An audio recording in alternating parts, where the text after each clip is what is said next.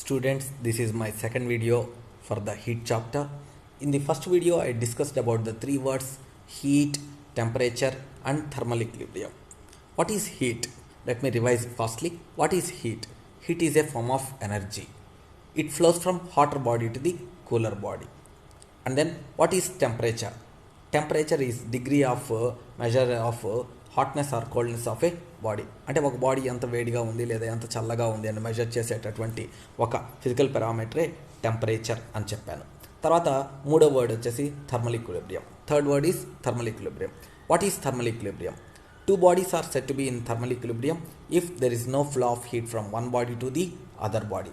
అంటే రెండు బాడీస్ ని థర్మల్ ఈక్విలిబ్రియంలో ఉంటాయి అని ఎప్పుడు అంటాము అని అంటే ఒక బాడీ నుంచి ఇంకో బాడీకి ఫ్లో ఆఫ్ హీట్ లేకపోతే అప్పుడు మనం థర్మల్ ఈక్విలిబ్రియంలో ఉన్నాయి అని అంటాము అనేది నేను లాస్ట్ క్లాస్లో చెప్పాను. సో ఎప్పుడు ఫ్లో ఆఫ్ హీట్ ఉండదు? ఆ రెండింటికి టెంపరేచర్ సేమ్గా ఉంటే ఫ్లో ఆఫ్ హీట్ ఉండదు.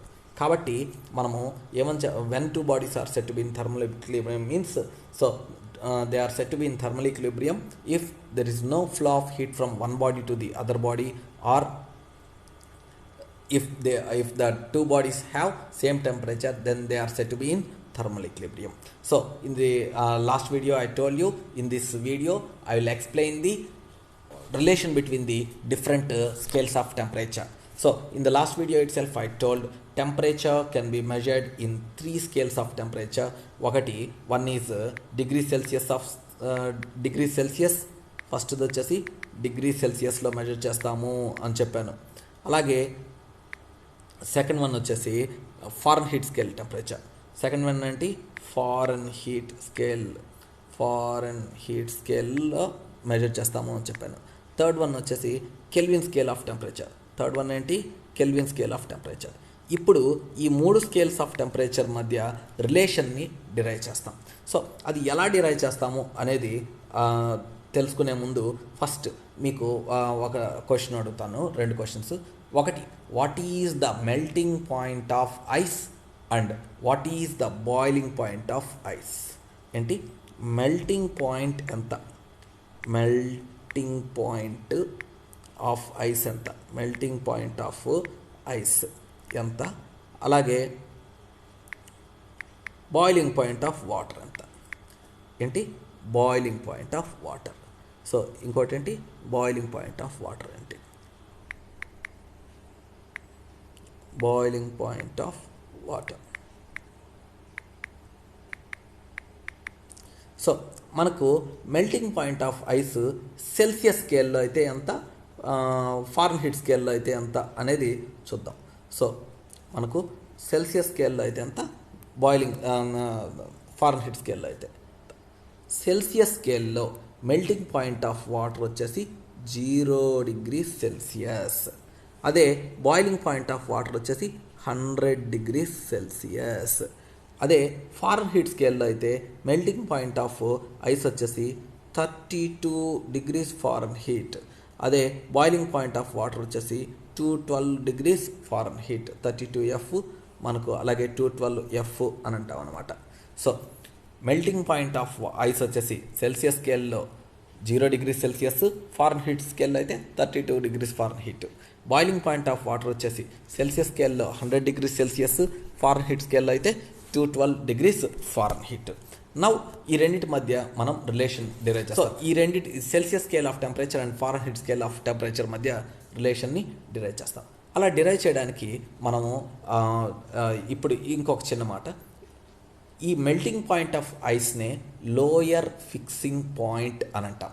అలాగే బాయిలింగ్ పాయింట్ ఆఫ్ వాటర్ని హయ్యర్ ఫిక్సింగ్ పాయింట్ అని అంటాం. సో మనకు మెల్టింగ్ పాయింట్ ఆఫ్ ఐస్ని లోయర్ ఫిక్సింగ్ పాయింట్గా తీసుకుంటాం, అలాగే బాయిలింగ్ పాయింట్ ఆఫ్ వాటర్ని హయ్యర్ ఫిక్సింగ్ పాయింట్గా తీసుకుంటాం. సో మనకు ఈ సెల్సియస్ స్కేల్ ఆఫ్ టెంపరేచర్ మధ్య రిలేషన్ని డిరైవ్ చేయడం కోసము మనం ఏం చేస్తాము అని మనకు ఉండే ఫార్ములా ఏంటి అని అంటే టెంపరేచర్ ఇన్ దట్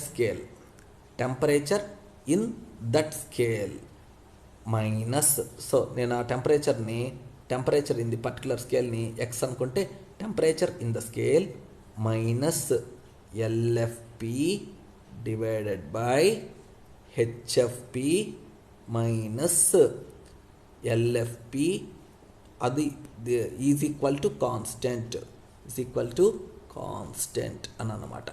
సో మనకు ఒక స్కేల్ నుంచి ఇంకో స్కేల్కి మధ్య రిలేషన్ రావాలి అని అంటే మనం వాడే ఫార్ములా ఏంటి అంటే x minus LFP divide by HFP minus LFP is equal to constant. For example ఒక పర్టికులర్ టెంపరేచర్ సెల్సియస్ స్కేల్లో మెజర్ చేస్తే దాని వాల్యూ సి అనుకుందాం, ఫారెన్ హీట్ స్కేల్లో మెజర్ చేస్తే దాని వాల్యూ ఎఫ్ అనుకుందాం. సో అప్పుడు మనకు ఈ ఫార్ములా నుంచి ఏం రాయగలుగుతామో చూడండి. సో మనకు ఆ సెల్సియస్ స్కేల్ మీద అయితే సి, సెల్సియస్ స్కేల్లో ఎల్ఎఫ్పి వాల్యూ ఎంత, ఎల్ఎఫ్పి వాల్యూ ఎంత చూడండి. సెల్సియస్ స్కేల్లో ఎల్ఎఫ్పి వాల్యూ 0, కాబట్టి 0 అని రాస్తాం. 0 డివైడెడ్ బై సెల్సియస్ స్కేల్లో ఫారెన్ హీట్ స్కేల్ వాల్యూ ఎంత, సారీ హెచ్ఎఫ్పి వాల్యూ, ఫార్ములాలో హెచ్ఎఫ్పి మైనస్ ఎల్ఎఫ్పి ఉంది డినామినేటర్లో. సో మనకు సెల్సియస్ స్కేల్లో హెచ్ఎఫ్పి వాల్యూ ఎంత 100, కాబట్టి 100 మైనస్ ఎల్ఎఫ్పి వాల్యూ 0. దీని వాల్యూ ఎంత, కాన్స్టెంట్, ఎంత కాన్స్టెంట్. అలాగే ఫారెన్ హీట్ స్కేల్లో అయితే ఎలా రాస్తాం, ఫారెన్ హీట్ స్కేల్లో ఎఫ్ మైనస్ 32, ఎందుకంటే LFP in the Fahrenheit scale వచ్చేసి 32 కాబట్టి, HFP in the Fahrenheit scale వచ్చేసి 2 మైనస్ 32. దీని వాల్యూ కూడా కాన్స్టెంటే, సో ఈ పైన రెండు ఈక్వేషన్స్ నుంచి నేను ఏమని రాయొచ్చు అంటే పైన రెండు equation C minus 0 divide by 100 minus 0 equal to constant అని ఉంది. అలాగే F minus 32 divide by 212 minus 32 కాన్స్టెంట్గా ఉంది. కాబట్టి ఈ రెండింటిని ఈక్వల్ చేయొచ్చు. సో ఆ రెండింటిని ఈక్వల్ చేస్తే ఏమొస్తుంది, సి మైనస్ 0 అంటే సి డివైడెడ్ బై డినామినేటర్లో 100 మైనస్ 0 అంటే 100, దేనికి equal, F minus 32 divide by 212 minus 32 అంటే F minus 32 divided by 212 minus 32 అంటే 180 అని రాస్తాం అనమాట. 0 క్యాన్సిల్ చేసాము, 5s 2 9s రాస్తాం. సో ఇప్పుడు దీన్ని బట్టి మనం ఏమని రాయొచ్చు, C by 5 C divide by 5 is equal to F minus 32 divided by 9 అని రాయొచ్చు.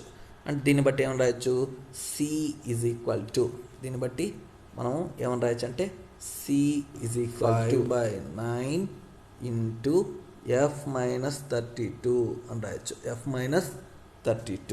రాయొచ్చు. సో ఈ ఫార్ములాను ఉపయోగించి మనము ఏంటి